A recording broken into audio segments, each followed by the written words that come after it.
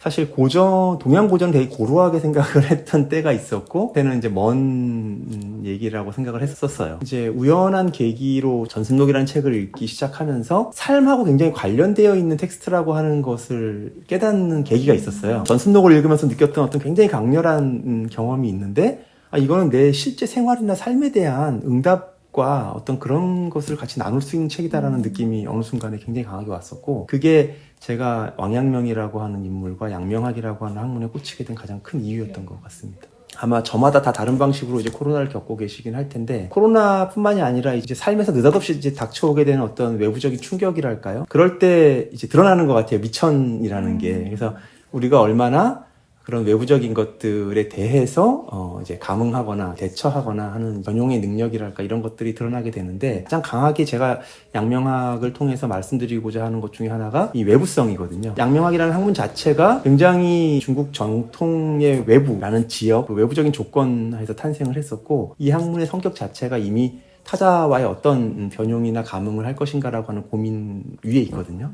그래서 이번 강의가 가능하다면 앞으로 여러 이제 크고 작은 어떤 삶의 문제들을 만나게 되실 분들하고 함께 그러한 외부적인 것들과 우리가 어떻게 만날 수 있을까라고 하는 것을 같이 고민해보는 강의가 되면 좋겠다, 그런 생각하고 있습니다. 지금 제가 같이 이제 살게 된 고향이가, 이게 사실 사연이 있는 고향이라서 저희 이제 어머님이 같이 살던 고향인데, 어머님이 이제 올 초에 돌아가셨어요. 그래서 이제 어머님이 돌아가신 자리에 고양이만 남았는데 이 고양이를 어떻게 할 수가 없어서 같이 동거 생활을 지금 이제 시작을 하게 됐습니다. 그런데 이제 같이 살다 보니까 처음에는 어쩔 수 없이 마음을 써야 하는 부분들이 이제 생겼고요. 생물이기도 했고 어머님과 인연이 있었던 이제 동물이기도 했. 근데 조금씩 제가 좋아서 하게 되는 마음들이 이제 보여요. 그래서 이런 것들 때문에 아마 페이스북에는 자연스럽게 고양이에 대한 일상이나 이런 것들을 이제 기록하게 되는 것 같고, 그게 제 마음이 가 있는 곳이라는 뜻이거든요. 양명학적으로 표현하면 제 마음이 가 있는 세계, 물을 지금 현현하고 있는 거라고 그렇게 말할 수 있을 것 같습니다. 양명에 대해서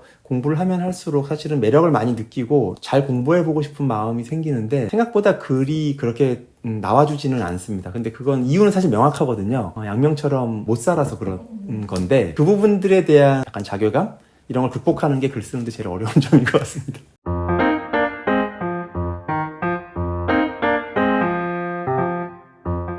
맹자는 당대의 정치를 패도 정치로 규정을 했어요. 그러니까 패도 정치는 힘에 의한 정치거든요. 지금식으로 이야기하면 G7, 혹은 G2, 미국, 중국, 이런 아주 힘이 있는 국가들의 힘의 균형에 의해 질서가 유지되는 그런 정치를 패도 정치라고 불렀는데, 힘에 의한 정치를 생각하게 되면 누구나 다 더 많은 힘을 갖기를 원한다는 거예요. 그러면 갈등이라거나 분쟁, 죽음, 전쟁, 이런 걸 면할 수 없다고 본 거죠. 패도 정치가 아닌 덕에 의한 정치, 사람들의 마음에 기초해서 정치를 해야지만 패도 정치를 넘을 수 있다고 생각을 했어요. 그래야지만 사람들의 행복과 세계의 평화가 온다라고 본 거죠.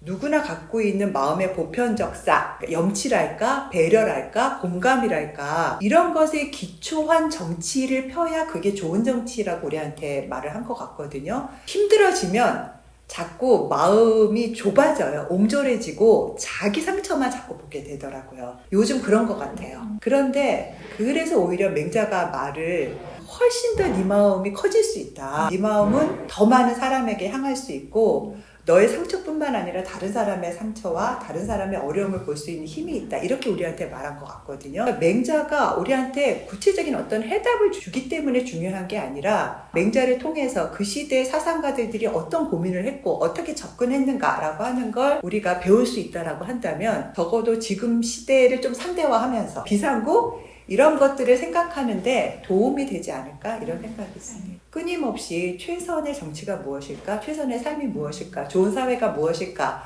이런 생각을 하게 만드는 게 맹자이기 때문에 전 좋은 유권자가 될 수 있을 것 같습니다. 맹자를 공부하면.